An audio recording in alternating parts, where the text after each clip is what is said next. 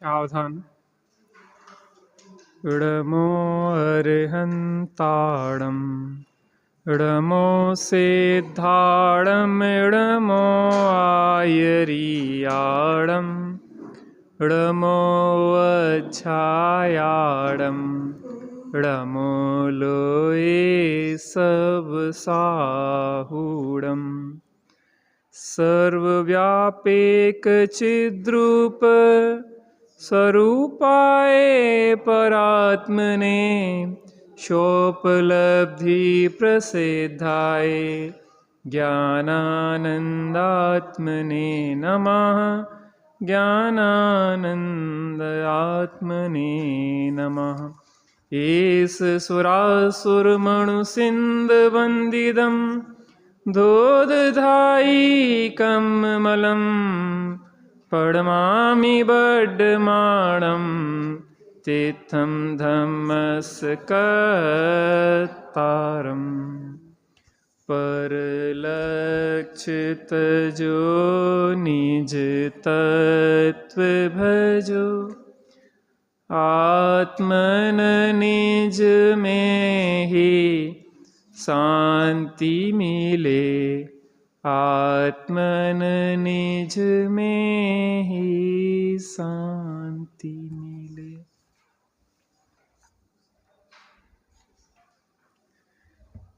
प्यास। जिस व्यक्ति को कई दिनों से जल ना मिला हो, रेगिस्तान में भटक रहा हो, उसके अंदर से एक ही प्यास होती है कि कहीं से जल मिल जाए। अगर जल नहीं मिले तो उसे प्राण कंठगत दिखाई देते हैं, और एक ही अंदर से आवाज आती है कि बस थोड़ा सा जल मिल जाए तो प्राण बच जाए।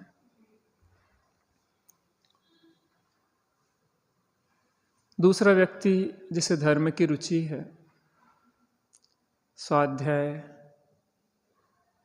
पूजन पाठ भगवंतों से जुड़ता है, उससे जिस दिन स्वाध्याय ना मिले, जिस दिन भगवंतों की भक्ति पूजन उपासना दर्शन ना मिले, तो उसे एक प्यास होती है कि अरे आज भगवंतों के दर्शन हो जाएं, आज स्वाध्याय का लाभ मिल जाए तो हमारी प्यास बुझ जाए। एक तीसरा होता है जो परमानंद की प्यास जिसको जगती है।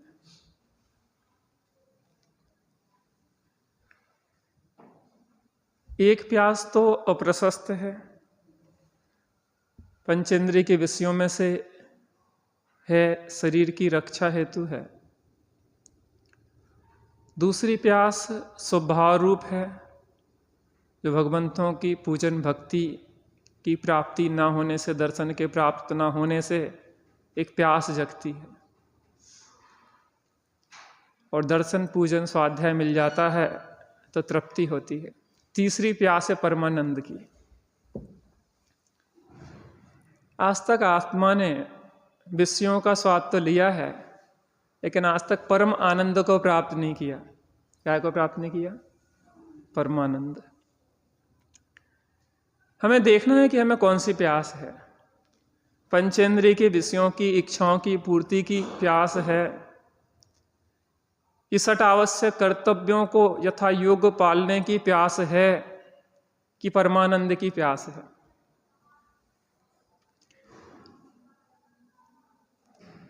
एक प्यास तो शरीर आश्रित व्यवस्थाएं मिल जाएं तो तृप्ति मिलती है। दूसरी हमारे व्यवहारिक धार्मिक जीवन में जो सट आवश्यक कर्तव्य हैं वो अगर हम कर लें तो हमारी वो प्यास बुझ जाती है। तीसरी प्यास जो सर्वोत्कृष्ट है वो परमानंद की प्राप्ति की है। देखो, सट आवश्यक कर्तव्य जो है वो भी एक परमानंद की प्यास जगाने के लिए है। भगवान को देखो और अंदर में यह भाव जगे कि हो मेरी ऐसी दशा जैसी तुम हारी है। गुरुओं को देखो, इस परम अमृत का पान वो गुरु कर रहे हैं, देव कर रहे हैं, ऐसे परम अमृत का पान हम भी करें। वो प्यास जगती है। जिनवाणी में उस परमानंद का स्वरूप पढ़ते हैं तो अंदर में परमानंद को प्राप्त करने की प्यास जगती है। संयम, बहिरंग संयम पालते हुए अंदर में संयमित होकर कैसे अपने आनंद को भोगें। तप इच्छा निरोध पूर्वक स्वरूप प्रतिपन्न कैसे हो। त्याग इच्छाओं के निरोध पूर्वक त्याग, विषय कषायों को त्याग कर कैसे स्वरूप का ग्रहण करें। तो व्यवहार सट आवश्यक भी परमार्थ सट आवश्यक के लक्ष्य बिना निरर्थक है। वो भी एक परमानंद की प्यास, परम अमृत की प्यास जगाने के लिए है। आज अमृतचंद स्वामी लिखते हैं कि तुम अपनी पात्रता को टटोलो, कि हम जो प्रवचन सार ग्रंथ की टीका लिखने जा रहे हैं, या प्रवचन सार ग्रंथ जो आचार्य कुंद कुंद भगवान ने लिखा है, उसकी पात्रता तुम्हारे अंदर है कि नहीं है।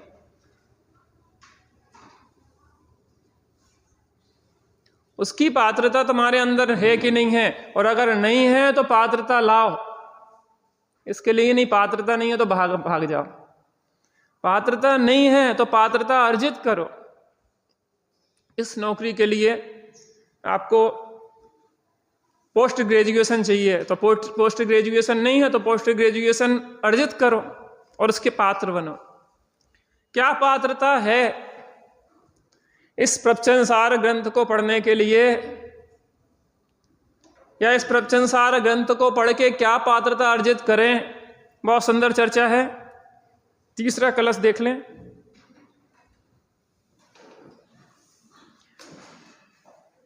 परमानंद सुधारस पिपासितानाम हिताय भव्यानाम। बोलिए।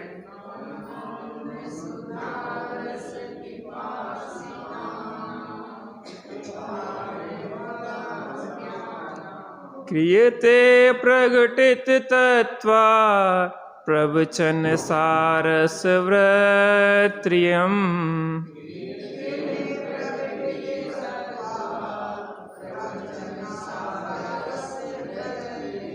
मैं पूरा इस श्लोक पढ़ूंगा, उसके बाद आपको बोलना है। परमानंद सुधारस पिपासितानाम हिताय भव्यानाम क्रियते प्रगटित तत्वा प्रवचन सारस व्रत्रियम।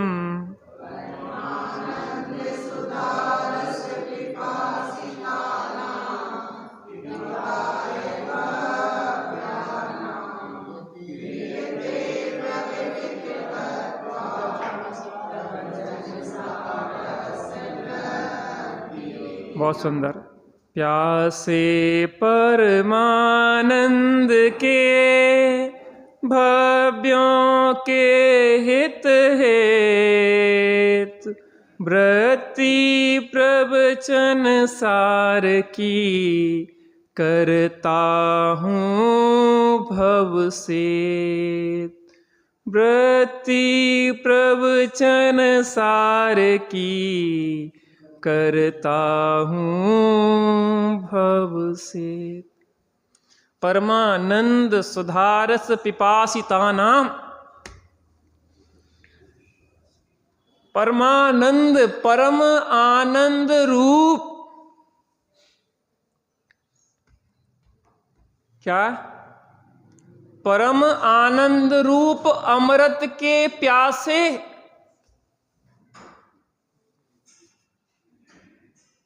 काय की प्यास?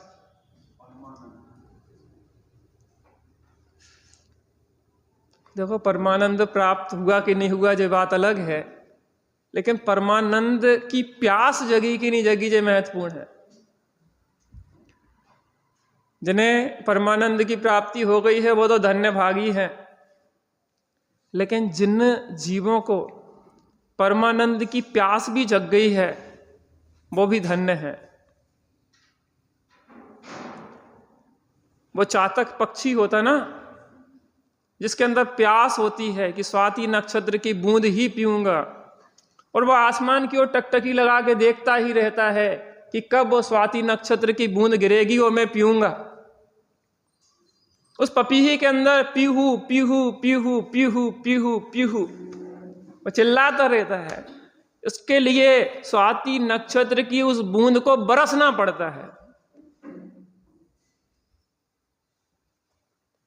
एक व्यक्ति, एक सन्यासी नृत्य करता था, और जब जब नृत्य करता था तब तक बादल बरसते थे। जब जब वो नृत्य करता था, भगवान की भक्ति में डूबता था, तो बादल बरसते थे।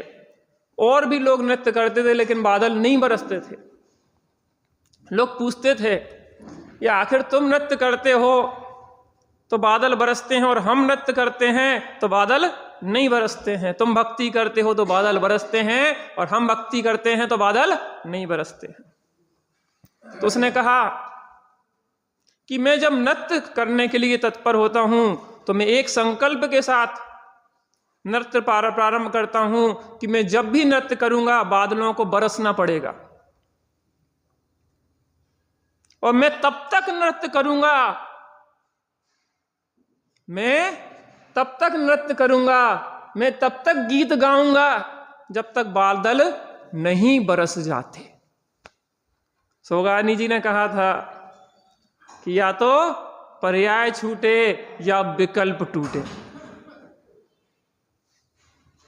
क्या कहा था?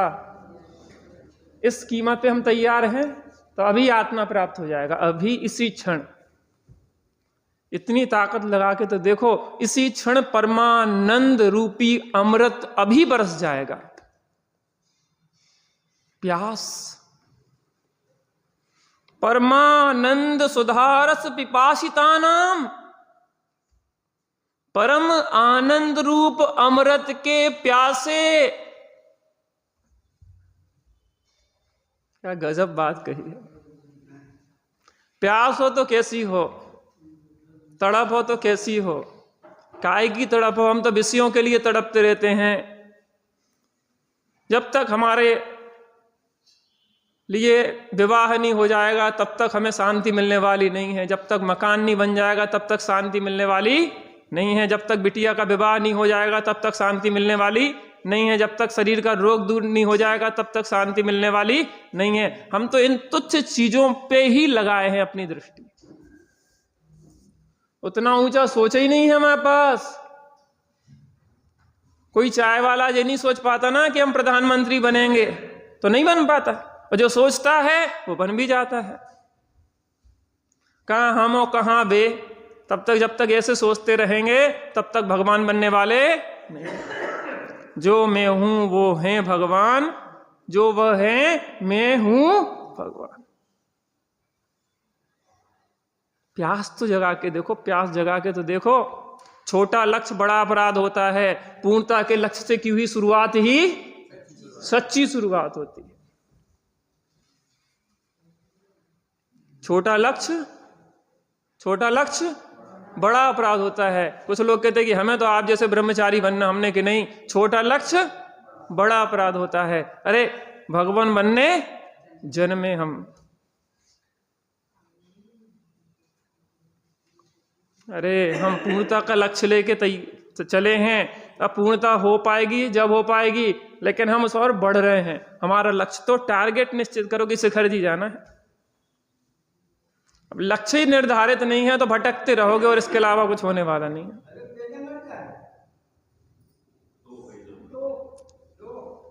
कलश नंबर 3 है। अब पेज अलग अलग हो सकते हैं। वो भी प्रस्तावना का नहीं है, ग्रंथ का। प्यास परमानंद सुधारस पिपासितानाम हिताय भव्यानाम। भव्य जीवों के हित के लिए। तो हम भव्य हैं कि नहीं हैं? हमें प्रश्न खड़ा होगा कि हम भव्य हैं कि नहीं हैं। अगर तुम्हें परमानंद रूप अमृत की प्यास है तो तुम भव्य हो।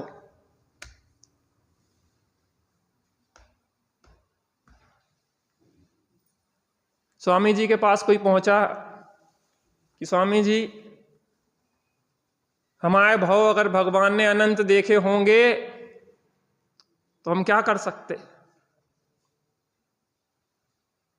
हमारे कितने भाव देखे होंगे? अनंत भाव देखे होंगे। तो क्या तुम्हें सर्वज्ञता पे विश्वास है? हमें पक्का विश्वास है, अनंत देखे होंगे तो अनंत ही होगे। तो इसका मतलब यह है कि अगर तुम्हें सर्वज्ञता पे पूरा विश्वास है कि जैसा सर्वज्ञ ने देखा है वैसा ही होता है, तो तुम्हारे अनंत भाव नहीं रह सकते अब, क्योंकि तुम्हें सर्वज्ञता का विश्वास हो गया। जो जानता अरिहंत को द्रव्य गुण पर्याय से, वो जानता निज आत्मा द्रग मोह उसका नाश हो। जिसको सर्वज्ञता का विश्वास हो गया उसे आत्मा का भी विश्वास हो जाता है, फिर उसके अनंत भाव सर्वज्ञ के ज्ञान में नहीं आते हैं। हिताय भव्यानाम, भव्य जीवों के हित के लिए। कौन से भव्य जीवों के हित के लिए? प्रपंचसार की वृत्ति अर्थात टीका लिखी जा रही है। किन भव्य जीवों के कल्याण के लिए प्रपंचसार की टीका लिखी जा रही है? परमानंद सुधारस के प्यासे।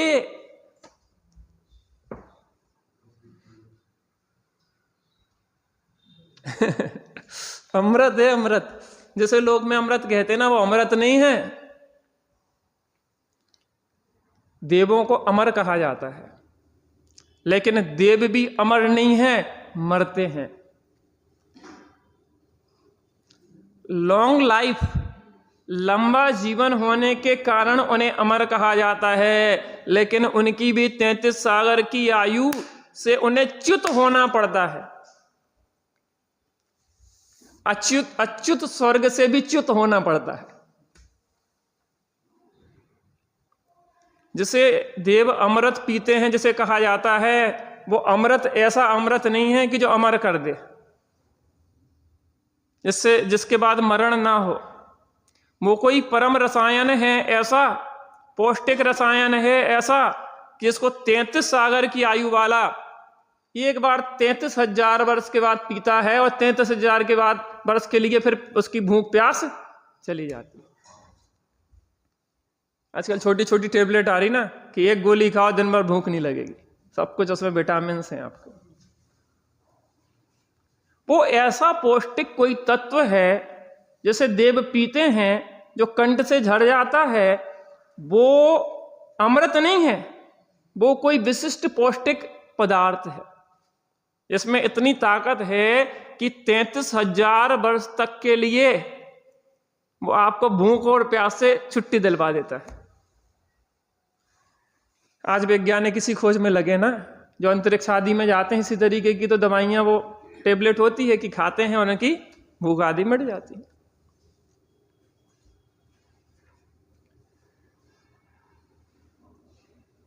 अमृत वो नहीं है, अमृत जे है। जो अमृत नहीं है, जो परम अमृत है। किसकी प्यास जगाना है हमें? और कोई प्यास तो नहीं है अब अपने को, और कोई प्यास तो नहीं है, और कोई टारगेट तो नहीं है अपने जीवन का। सुनील भैया, और कोई टारगेट तो नहीं है जीवन का। जीवन में जिसकी एक ही लक्ष्य रह जाता है, एक ही पक्ष रह जाता है, एक ही प्यास रह जाती है, एक ही तड़प रह जाती है। काय की तड़प?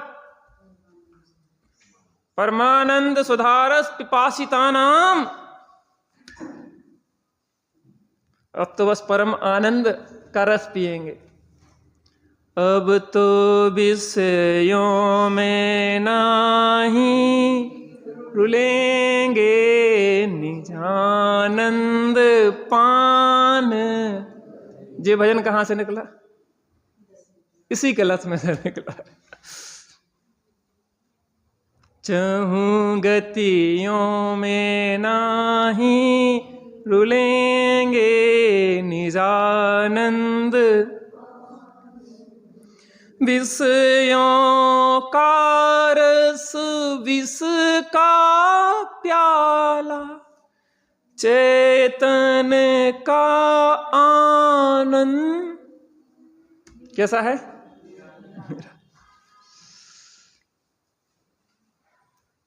प्यास जगाना होगी। प्यास है तो धन्य भागी हो, प्यास नहीं हो तो प्यास जगाओ। काय की प्यास? काय की प्यास? काय की प्यास? परमानंद रूपी अमृत की प्यास। अज्जू भैया, काय की प्यास? परमानंद रूपी अमृत की प्यास जगाओ। आचार्य देव करे, हे भव्य जीवों, मैं उन जीवों के लिए, उन भव्य आत्माओं के लिए यह तत्व प्रदीपिका नामक टीका लिख रहा हूं। किन भव्य जीवों के लिए? जिन्हें परम क्या है?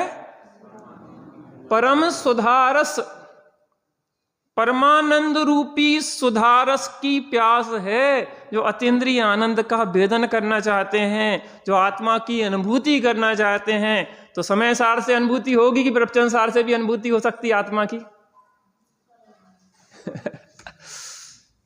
गजब बात है भाई साहब। क्रियते प्रगटित तत्व प्रवचन सारस वृत्तिरियम में यह प्रवचन सार ग्रंथ की टीका किसको प्रकट करने के लिए लिख रहा हूं? वस्तु स्वरूप को। किसको? वस्तु स्वरूप को। मैं यहां पे वस्तु का स्वरूप बता रहा हूं। 6 द्रव्य, 7 तत्व, 9 पदार्थ,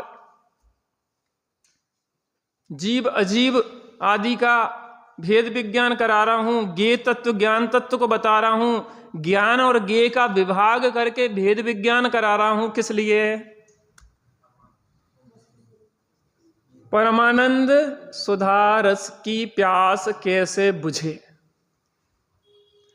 वस्तु विचारत ध्यावते मन पावे विश्राम, और रस स्वादत सुख उपजे अनुभव याको नाम। अनुभव चिंता मणिरतन, अनुभव है रस कूप, और अनुभव मार्ग मोक्ष को, और अनुभव मोक्ष।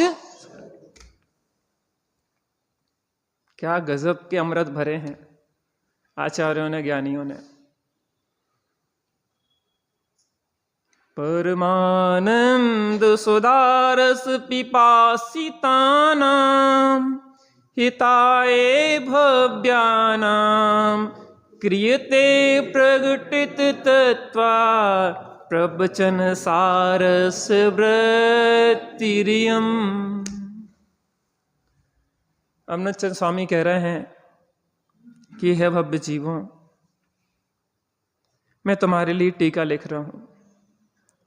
जिन्हें परमानंद रूप अमृत की प्यास है, उन भव्य जीवों के लिए मैं इस तत्व प्रदीप का नाम की टीका की रचना कर रहा हूं। अर्थ देखते हैं। पेज नंबर 2 पे सबसे नीचे देख लो, जहां क्लासेस के नीचे आप लोगों को मिल गया।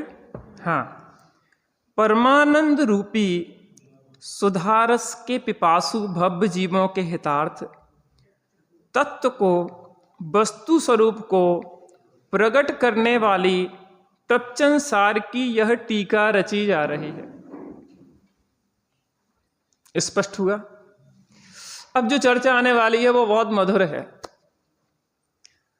अमृतचंद स्वामी के अंदर आचार्य कुंद भगवंत का कितना बहुमान था, उनके प्रति कितना आदर भाव था, कैसे विशेषण उनके प्रति व्यक्त किए हैं अमृतचंद स्वामी ने, यह देखने लायक है। ज्ञानियों के प्रति कितना बहुमान होता है, या यो कहें जिन्हें ज्ञानी बनना है उन्हें ज्ञानियों के प्रति कितना बहुमान होता है या होना चाहिए। अगर हमें ज्ञानियों के प्रति बहुमान नहीं आ रहा है तो हमें अपने जीवन में बहुमान को लाना चाहिए, क्योंकि जिससे सीखा जाता है उसके प्रति अगर आदर भाव नहीं है तो हम सीख नहीं पाते।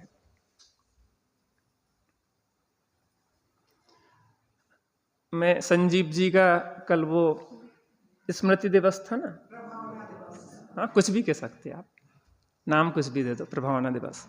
तो एक फिल्म बनाई गई, तो उस फिल्म में भारली जी ने, छोटे दादा ने कहा कि देखो ये मेरा शिष्य नहीं है, क्योंकि मैंने इसको पढ़ाया नहीं है, मैंने कुछ भी नहीं किया इसके लिए,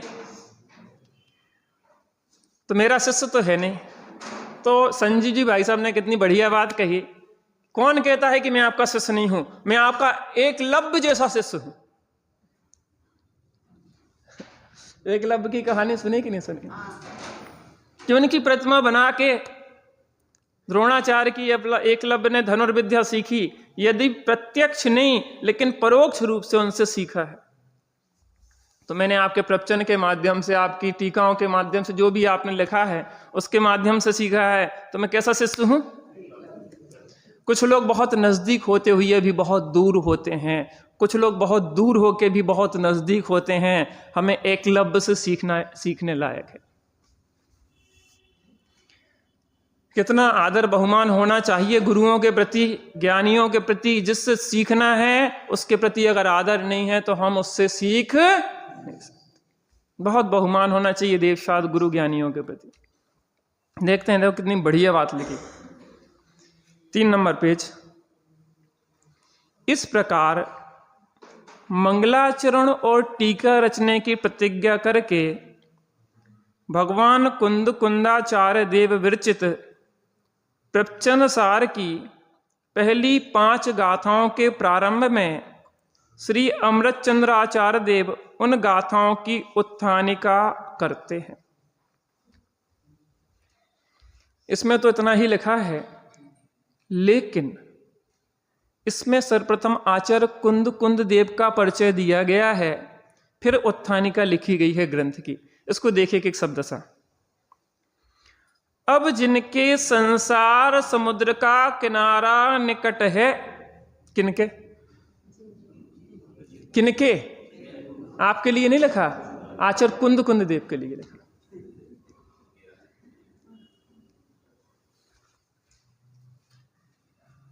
किनके? उन भगवंत आचार्य कुंद देव जिनके संसार समुद्र का किनारा निकट है, सातिशय उत्तम विवेक ज्योति प्रकट हो गई है, अर्थात परम भेद विज्ञान का प्रकाश उत्पन्न हो गया है। दूसरा विशेषण काय को दर्शाता है? कोई बताएगा? ध्यान से देखिए। सातिशय उत्तम, सातिशय माने उत्तम, विवेक ज्योति प्रकट हो गई है। सातिशय विवेक ज्योति प्रकट हो गई है। भेद विज्ञान हो गया है। भेद विज्ञान काय में करा जाता है? तत्वों के निर्णय के लिए किया जाता है। सम्यक दर्शन की प्राप्ति हो गई है।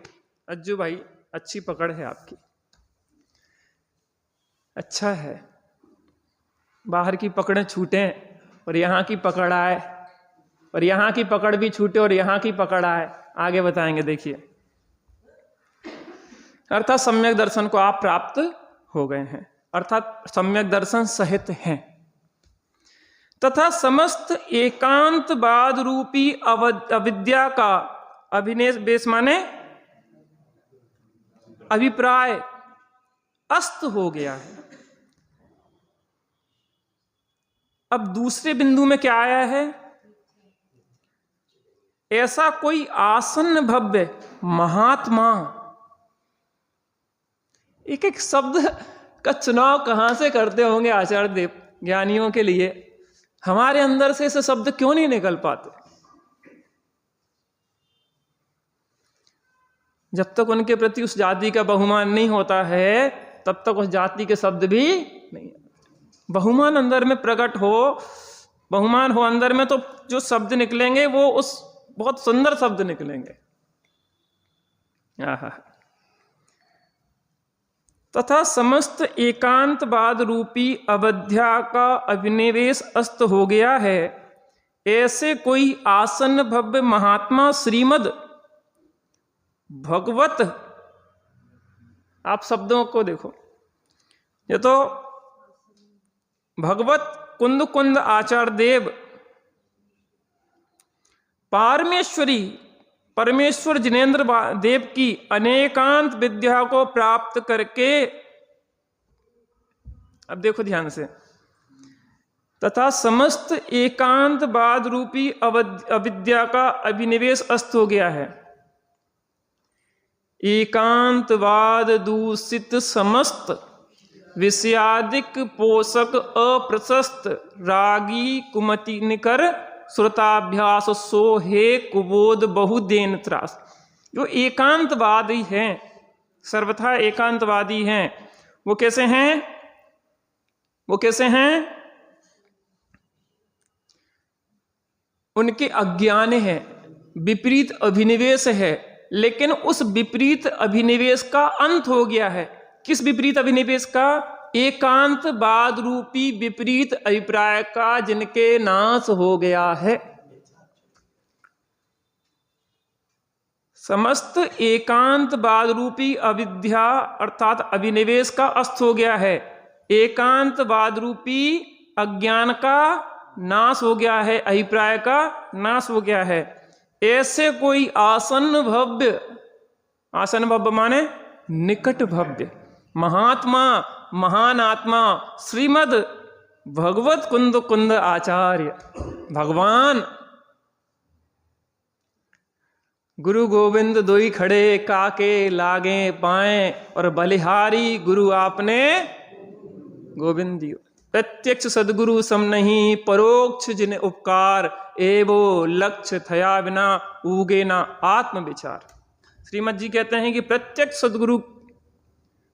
सदगुरु सम नहीं परोक्ष जिन उपकार, जिनेन्द्र देव का उपकार भी प्रत्यक्ष सदगुरु के समान नहीं है। जिसको यह समझ में नहीं आता है उसको तत्व विचार उदित होता नहीं है। इसलिए श्रीमद जी ने एक जगह कहा कि तुम भूत के महावीर को तो पूज रहे हो, वर्तमान में महावीर बैठा है उसकी ओर तुम्हारी दृष्टि ही नहीं है। तो क्या अहंकार की भाषा है? ये अहंकार की भाषा नहीं है। उन मूल लोगों को समझाने की बात है कि जय महावीर के नारे लगा रहे हो, मूर्ति को पकड़े बैठे हो। साक्षात जो मूर्तिमान ज्ञानी धर्मात्मा सामने है उसका तुम तिरस्कार किए जा रहे हो। पतिदेव बाहर गए, पत्नी ने कहा कि देखो कि तुम्हारे बिना तो भोजन कराए मैं भोजन करती नहीं हूं। आप लोगों जैसी महिलाएं रही तो बिना पति को भोजन कराएं तो पत्नियां भोजन करती नहीं है। अपनी भारतीय संस्कृति है। यहाँ चौथा काल चल रहा है, वो बाहर की बातें हैं जहां ऐसा नहीं होता, यहाँ तो सब ऐसे ही होता है। तो अब पति देव बाहर जा रहे थे तो पत्नी ने कहा कि हम क्या करें, आप तो जा रहे हो, फिर भोजन कैसे क्या पता पड़ेगा। उस समय फोन भी नहीं चलते थे, मोबाइल भी नहीं चलते थे कि आपने भोजन किया कि नहीं किया। तो उन्होंने कहा कि एक बटैया दिए दे रहे हम, इसको थोड़ा भोग लगा दिया करो तो भोजन कर लिया करो। पत्नी को बहुत बढ़िया, पति कभी 1 बजे आ रहे, कभी 12 बजे आ रहे, कभी 2 बजे आ रहे, भूखे रहने पड़े। तो जब बटैया अच्छी, जब भूख लगे तो बटैया का भोग। बटैया नहीं पत्थर है, गोल मटोल, जैसे बटैया धर दे, गोल मटोल पत्थर दे दो एक प्रतीक के रूप में। अब पतिदेव परदेश से लौटे आए और पतिदेव भूखे बैठे, उनने तो बटैया को भोग लगाओ और भोजन कर लो। कहला क्यों भैया? अरे बे तो हैं, अरे बे वो तो हमने प्रतीक रूप में दिया था, वो तो बटैया ही के चक्कर में पड़े हो। सामने प्रत्यक्ष सदगुरु बैठे हैं और तुम उनके गीत गा रहे जो चले गए। इसलिए श्रीमद जी बहुत प्रैक्टिकल थे। उनने कहा कि प्रथम प्रकार का सम्यक्त क्या है? उन्होंने कि ज्ञानी की पहचान होना पहला सम्यक्त है। अब तुम्हारा सम्यक तो दूर नहीं है, अगर तुम्हें ज्ञानी की पहचान हो गई है, अब तुम ज्यादा देर अज्ञानी नहीं बने रह सकते, क्योंकि तुम ज्ञानी को पकड़ लिया है। वो कहता है कि तू ये सद्गुरु को खोज दे, बाकी काम तो वो कर देगा।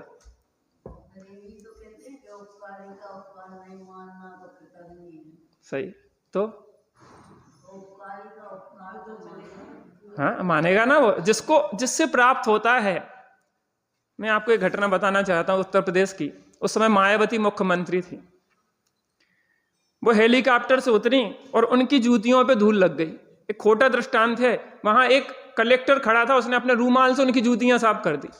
मैं ये कह रहा कि उनसे उन्हें लाभ हो रहा था, तो वो एक उस महिला को, जो दलित, उसके साथ उसके प्रति कैसा बात वो आ रहा है। अरे हमें जिनसे हमें आत्मा मिला है, जिनसे हमें आत्मा की बात सुनने को मिली है, उनके लिए हमारा सर्वस्व समर्पण हो जाए तो कौन सी बड़ी बात है। आप यहां शब्द देखो, अमृतचंद स्वामी क्या कहना चाह रहे हैं। अमृतचंद आचार्य कोई नीचे छोटे आचार्य थे क्या? लेकिन आचार्य 1000 वर्ष पहले हुए आचार्य कुंद देव, उनके प्रति कैसा बहुमान, कैसा आह्लाद। क्या आप शब्दों के, सदाशिव दास जी कहते हैं कि शब्दों में क्या कंजूसी करना, अच्छे शब्दों की कोई कमी नहीं है, बुरे शब्द क्यों चुनते हो। अरे उन्हीं मोतियों की माला उल्टे सीधे गूंथ दो तो बुरा लगेगा हार, और उनकी अगर व्यवस्थित गूंथ हो तो बहुत सुंदर आपके कंठ की शोभा बनेगा। अरे वो शब्द वो ही हैं, आप बहुत मीठास से क्यों नहीं बोलते हो। शब्दन हाथी पाइए और बातन हाथी पाओ, बातन हाथी पाइए और बातन हाथी पाओ। बातों में ही राजा प्रसन्न हो जाए तो वो हाथी गिफ्ट में दे दे, भेंट में दे दे, और अगर ना राजा हो जाए तो हाथी के पांव के नीचे को चलवा दे। अच्छे मधुर शब्दों में क्या जाता है भैया। वाणी ऐसी बोलिए और मन का आपा खोए, और उनको शीतल करे वो आपहु शीतल। क्या गजब है, देखो आप एक शब्द। आज तो इतनी ही चर्चा हो पाएगी क्योंकि आज समय हो गया है। आप पढ़िए उसको, कितना मजा है। और प्रवचन सार एक मुझे सबसे प्रिय ग्रंथ है। मैं 2 बार व्यक्तिगत स्वाध्याय कर चुका, त्यागी साहब के सानिध्य में भी स्वाध्याय किया। मुझे एक अद्भुत ग्रंथ लगता, बड़ा मजा आता। वस्तु स्वरूप का इतना सुंदर निरूपण कि आपको लगे कि आहा गजब कर दिया आचार्यों ने।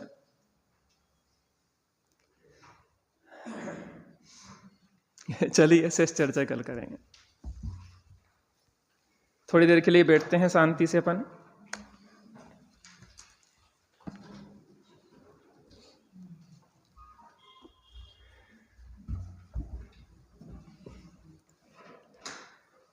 परमानंद के प्यासे भव्य जीवों को अमृतचंद स्वामी जिस अमृत को पिलाना चाह रहे हैं, वो अमृत स्वरूप अनुभव में ही पिया जाता है। हम स्मरण करें उस सिंह को, वो महावीर भगवान के जीव। मुनिराज का उपदेश मिला, मुनिराज ने उपदेश दिया, मुनिराज अंतर्मुख होके परमानंद के रस को पीने लगे, और उस शिष्य सिंह भी अपने उपयोग को अंतर्मुखी करके वो भी परमानंद के रस को पीने लगा। हरि भाई जी वहाँ पे एक बहुत सुंदर बात लिखते हैं भगवान महावीर के कथानक के अंतर्गत, कि सच्चा गुरु और शिष्य का मिलन तो शुद्धोपयोग में ही होता है। जिस अमृत को गुरु पी रहे हैं, उस अमृत को शिष्य पीने लग जाए तो समझना कि आज सच्चा शिष्यत्व प्राप्त हुआ है। हम भी आचार्य भगवान कुंद आचार्य देव, आचार्य अमृतचंद स्वामी, आचार्य जयसेन स्वामी, इस टीका को लिखते हुए जिन भव्य जीवों को वह अमृत पिलाना चाह रहे हैं, वह अमृत हम पिएं। हम निकट भव्य हैं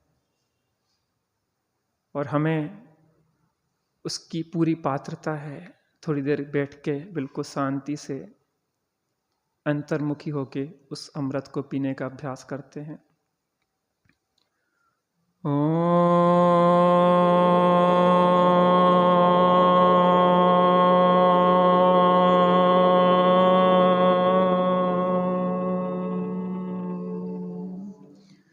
शांति शांति शांति।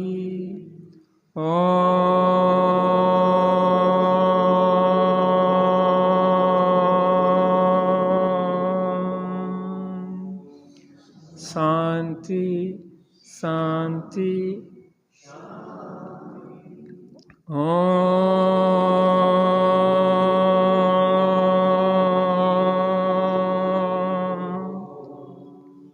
शांति शांति शांति। कुछ देर के लिए बिल्कुल शांत हो जाए। एक क्षण का वह अतीन्द्रिय आनंद हमारे जीवन को बदल देता है। उपयोग को अंतर्मुख करके उस आत्मा की अनुभूति करें।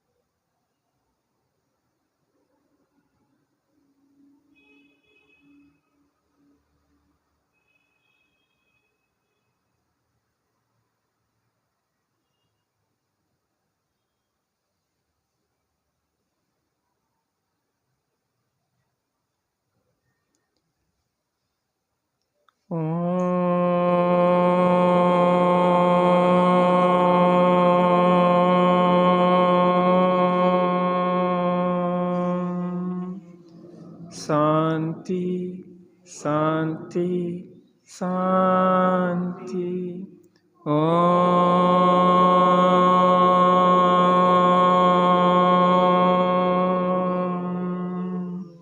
शांति शांति शांति।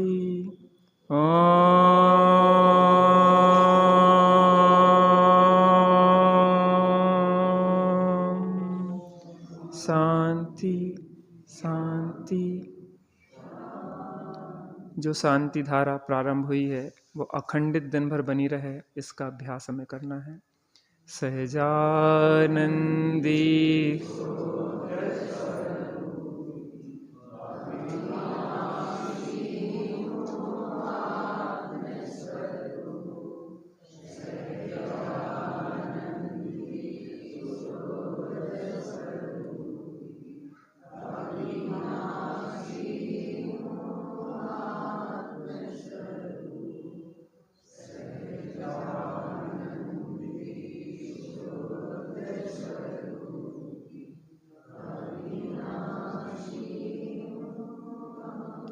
निज निधि निज में बताई, यह अनंत उपकार है उसके लिए जिन वाणी माँ को वंदना सतबार है, उसके लिए जिन वाणी माँ को वंदना सत।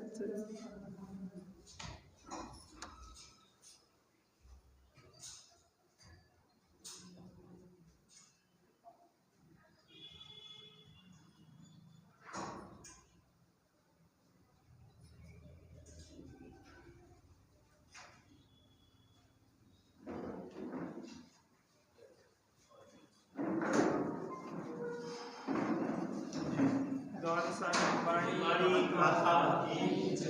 गुरु बचपन में जी भगवान